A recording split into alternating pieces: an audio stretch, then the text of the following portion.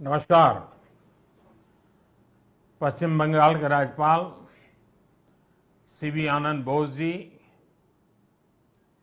मुख्यमंत्री आदरणीय ममता जी, केंद्रीय मंत्रिमंडल के मेरे सहयोगी अश्विनी वैष्णव जी, सुभाष सरकार जी, निशित प्रामाणिक जी, जॉन बारला जी, नेता विपक्ष शुभेंदु अधिकारी जी, सांसद प्रसून जी, मंच पर विराजमान अन्य साथी, देवी और सज्जनों, आज मुझे आप सबके बीच रूबरू आना था, लेकिन मेरे निजी कारणों के कारण मैं आप सबके बीच नहीं आ पाया हूं। इसके लिए मैं आपकी बंगाल की क्षमा चाहता हूं। बंगाल की पुण्य धरती को, कोलकाता की ऐतिहासिक धरती को आज मेरे लिए नमन करने का अवसर है। बंगाल के कण कण में आजादी के आंदोलन का इतिहास समाहित है। जिस धरती से वंदे मातरम का जयघोष हुआ, वहां अभी वंदे भारत ट्रेन को हरी झंडी दिखाई गई। आज 30 दिसंबर की तारीख का भी इतिहास में अपना बहुत महत्व है। 30 दिसंबर 1943 1943 उस दिन ही नेताजी सुभाष ने अंडमान में तिरंगा फहराकर भारत की आजादी का बिगुल फूंका था। इस घटना के 75 वर्ष होने पर साल 2018 में मैं अंडमान गया था। नेताजी के नाम पर एक द्वीप का नामकरण भी किया था। और अब इस समय देश आजादी के 75 वर्ष का पर्व मना रहा है, अमृत महोत्सव मना रहा है। इसी अमृत महोत्सव में देश ने 475 वंदे भारत ट्रेन शुरू करने का संकल्प लिया था। आज इसी में से एक हावड़ा न्यू जलपाईगुड़ी वंदे भारत ट्रेन यहां कोलकाता से शुरू हुई है। आज ही रेलवे और मेट्रो की कनेक्टिविटी से जुड़े अन्य प्रोजेक्ट्स का भी लोकार्पण और शिलान्यास हुआ है। करीब 5,000 करोड़ रुपए की लागत से जोका बीबीडी बाग मेट्रो प्रोजेक्ट पर काम हो रहा है। इसमें से जोका तरालता मेट्रो रूट बनकर तैयार हो गया है। इससे शहर के लोगों की ईज ऑफ लिविंग और बढ़ेगी। साथियों, कुछ देर बाद ही मुझे गंगा जी की स्वच्छता और पीने के पानी से जुड़ी अनेक परियोजनाएं पश्चिम बंगाल को सौंपने का अवसर मिलेगा। नमामि गंगे मिशन के तहत पश्चिम बंगाल में सीवरेज के 25 से ज्यादा प्रोजेक्ट्स को मंजूरी दी गई है। इनमें से 11 प्रोजेक्ट पहले ही पूरे हो चुके हैं और 7 प्रोजेक्ट आज पूरे हो रहे हैं। आज 1,500 करोड़ की लागत से 5 नई परियोजनाओं पर काम भी शुरू हो रहा है। इसमें जो प्रमुख है वो है आदि गंगा नदी का पुनरुद्धार।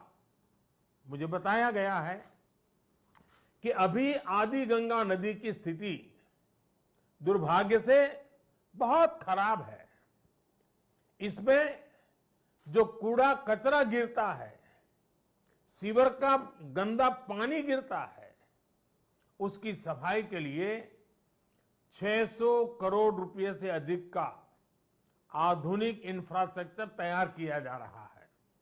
हम लोग अक्सर व्यक्ति के जीवन में प्रिवेंटिव हेल्थ केयर की बात तो करते रहते हैं और हम कहते हैं कि दिनचर्या वो होनी चाहिए कि बीमारी की नौबत ही ना आए। ठीक इसी तरह नदी की गंदगी को साफ करने के साथ ही केंद्र सरकार प्रिवेंशन पर भी बहुत जोर दे रही है और इस प्रिवेंशन का सबसे बड़ा और आधुनिक तरीका है ज्यादा से ज्यादा आधुनिक सीवेज ट्रीटमेंट प्लांट। आने वाले 10-15 साल बाद की जरूरतों को ध्यान में रखते हुए देश में आज ही आधुनिक सीवेज ट्रीटमेंट प्लांट लगवाए जा रहे हैं। आजादी के अमृत काल में हमें फॉरवर्ड लुकिंग सोच और अप्रोच के साथ देश को आगे ले जाना है। साथियों, इस 21वीं सदी में भारत के तेज विकास के लिए भारतीय रेलवे का भी तेज विकास, भारतीय रेलवे में तेज सुधार, ये सारी बातें बहुत जरूरी हैं। इसलिए आज केंद्र सरकार भारतीय रेलवे को आधुनिक बनाने के लिए, रेलवे इंफ्रास्ट्रक्चर को आधुनिक बनाने के लिए रिकॉर्ड इन्वेस्टमेंट कर रही है। आज भारत में भारतीय रेलवे के कायाकल्प का राष्ट्रव्यापी अभियान चल रहा है। आज वंदे भारत, तेजस, हमसफर जैसी आधुनिक ट्रेनें देश में बन रही हैं। आज विस्टाडोम कोचेज रेल यात्रियों को नए अनुभव करा रहे हैं। आज सुरक्षित आधुनिक कोचेज की संख्या में रिकॉर्ड वृद्धि हो रही है। आज रेलवे स्टेशन को भी एयरपोर्ट की तरह विकसित किया जा रहा है। न्यू जलपाईगुड़ी स्टेशन भी इसी लिस्ट में शामिल है। आज रेलवे लाइनों का दोहरीकरण, रेलवे लाइनों का बिजलीकरण जिस रफ्तार से हो रहा है वो पहले कभी नहीं हुआ। देश में जो ईस्टर्न और वेस्टर्न डेडिकेटेड फ्रेट कॉरिडोर बन रहे हैं वो लॉजिस्टिक्स सेक्टर में क्रांतिकारी बदलाव लाने वाले हैं। सुरक्षा हो, स्वच्छता हो, सामर्थ्य हो, सामंजस्य हो, समय की पाबंदी हो, सहूलियत हो, भारतीय रेलवे आज एक नई पहचान बनाने की हम सबकी कोशिश रंग ला रही है। बीते 8 वर्षों में भारतीय रेलवे ने आधुनिकता की नींव पर काम किया है। अब आने वाले 8 वर्ष में हम भारतीय रेलवे को आधुनिकता की नई यात्रा पर निकलते हुए देखेंगे। भारत जैसे युवा देश के लिए भारतीय रेल भी युवा अवतार लेने जा रहा है और इसमें निश्चित तौर पर 475 से ज्यादा वंदे भारत ट्रेनों की बड़ी भूमिका होगी। साथियों, आजादी के बाद के 7 दशकों में 20,000 रूट किलोमीटर रेल लाइन का बिजलीकरण हुआ। वहीं 2014 में हमारी सरकार बनने के बाद बीते 7-8 वर्षों में ही 32,000 रूट किलोमीटर से ज्यादा रेल लाइन का बिजलीकरण हो चुका है।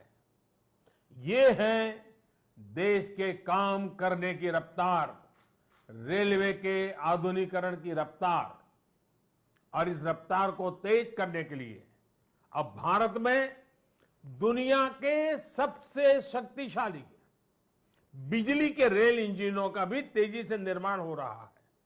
साथियों, आज के भारत की स्पीड और स्केल का एक और प्रमाण हमारा मेट्रो रेल सिस्टम है। कोलकाता के लोग जानते हैं कि दशकों से मेट्रो रेल पब्लिक ट्रांसपोर्ट का कितना बेहतरीन माध्यम रही है। 2014 से पहले तक देश में कुल मेट्रो नेटवर्क 250 किलोमीटर से भी कम था और इसमें भी सबसे बड़ी हिस्सेदारी दिल्ली एनसीआर की ही थी।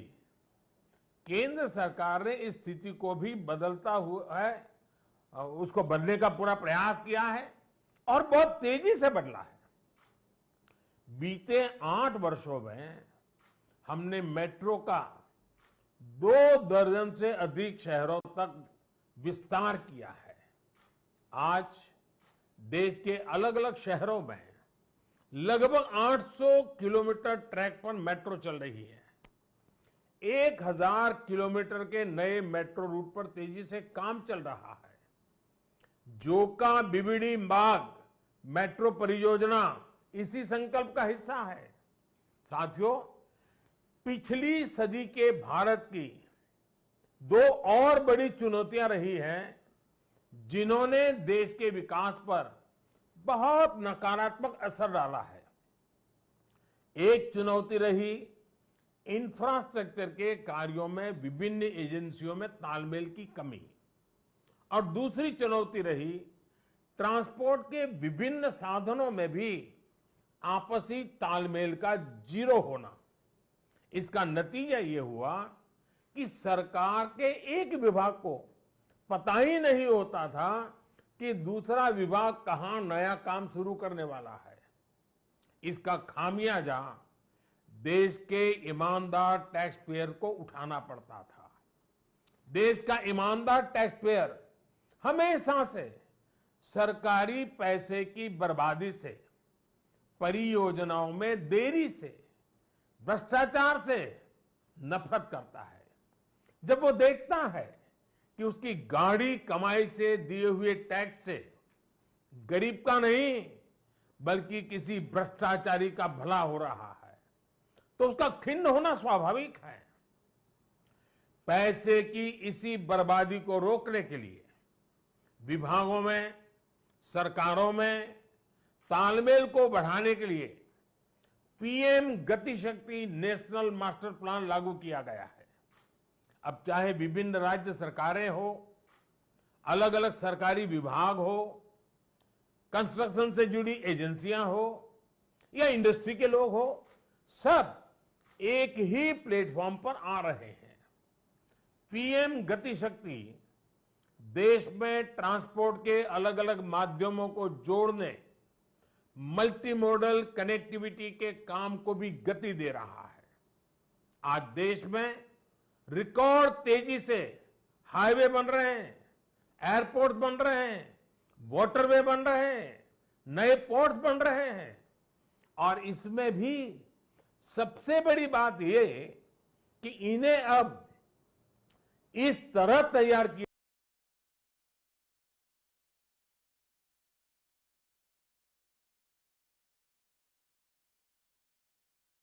हाईवे बेहतर तरीके से रेलवे स्टेशनों से कनेक्ट हो, रेलवे स्टेशन एयरपोर्ट से कनेक्टिविटी हो, लोगों को ट्रांसपोर्टेशन के दौरान सीमलेस कनेक्टिविटी भी मिले। साथियों, 21वीं सदी में तेजी से आगे बढ़ने के लिए हमें देश के सामर्थ्य का सही इस्तेमाल करना होगा। मैं देश के लोगों को वाटरवेज का उदाहरण भी देना चाहता हूं। एक समय था जब भारत में व्यापार, कारोबार और टूरिज्म के लिए वाटरवेज का बड़े पैमाने पर इस्तेमाल होता था। इसलिए कितने ही शहर नदियों के किनारे बसे, नदियों के किनारे इतना औद्योगिक विकास हुआ, लेकिन इस सामर्थ्य को पहले सैकड़ों वर्षों की गुलामी और फिर आजादी के बाद की सरकारी उदासीनता ने तबाह कर दिया। अब भारत अपनी इस जल शक्ति को बढ़ाने पर काम कर रहा है। देश में 100 से ज्यादा वाटरवेज और विकसित किए जा रहे हैं। भारत की नदियों में आधुनिक क्रूज चले, व्यापार भी हो, टूरिज्म भी हो। इस दिशा में हम तेजी से आगे बढ़ रहे हैं। केंद्र सरकार ने बांग्लादेश सरकार के सहयोग से गंगा और ब्रह्मपुत्र नदियों के बीच वाटरवे लिंक स्थापित करने पर भी काम किया है। मैं आज देश के लोगों को इससे जुड़ी भी एक जानकारी देना चाहता हूं। 13 जनवरी 2023 को काशी से, वाराणसी से एक क्रूज जा रहा है जो 3200 किलोमीटर लंबे वाटरवे से होते हुए, बांग्लादेश से होते हुए डिब्रूगढ़ तक पहुंचेगा। ये पूरे विश्व में अपनी तरह का अभूतपूर्व क्रूज होगा। ये भारत में बढ़ते क्रूज टूरिज्म का भी प्रतिबिंब बनेगा। मैं पश्चिम बंगाल के लोगों से भी आग्रह करूंगा कि इसका जरूर लाभ उठाएं। वैसे आज मैं एक और बात के लिए विशेष तौर पर बंगाल के लोगों को नमन करना चाहता हूं। बंगाल के लोगों में देश की मिट्टी के प्रति जो प्रेम रहा है, उसका तो मैं हमेशा कायल रहा हूं। देश के विभिन्न हिस्सों को जानने के लिए, देश के विभिन्न हिस्सों में भ्रमण के लिए बंगाल के लोगों में जो उत्साह होता है वो अद्भुत होता है। बहुत से लोग पहला मौका मिलते ही किसी और देश में घूमने निकल जाते हैं, लेकिन बंगाल के लोग हमेशा अपने देश को प्राथमिकता देते हैं। बंगाल के लोग पर्यटन में भी नेशन फर्स्ट की भावना को लेकर चलते हैं। और आज जब देश में कनेक्टिविटी बढ़ रही है, रेलवे, हाईवे, वाटरवे आधुनिक हो रहे हैं, तो इससे ईज ऑफ ट्रैवल भी उतना ही बढ़ रहा है। इसका बड़ा लाभ बंगाल के लोगों को भी मिल रहा है। साथियों, गुरुदेव टैगोर द्वारा रचित प्रसिद्ध पंक्तियां हैं, ओ ओमार देशेर माटी, तोमार पौरे ठेकाई माथा, यानी हे मेरे देश की माटी, मैं तुम्हारे आगे अपना सर झुकाता हूं। आजादी के इस अमृत काल में मातृभूमि को सर्वोपरि रखते हुए हमें मिलकर काम करना है। आज पूरी दुनिया भारत को बहुत भरोसे से देख रही है। इस भरोसे को बनाए रखने के लिए हर भारतीय को पूरी शक्ति लगा देनी है। हमें हर दिन का उपयोग राष्ट्र निर्माण में करना है, हर पल का उपयोग राष्ट्र निर्माण में करना है। देश सेवा के कार्यों में हमें रुकना नहीं है। इन्हीं शब्दों के साथ मैं अनेक परियोजनाओं के लिए बंगाल को बहुत बहुत बधाई देता हूं। फिर एक बार आपका अभिवादन करता हूं और मैं अपनी बात को समाप्त करता हूं। बहुत बहुत धन्यवाद।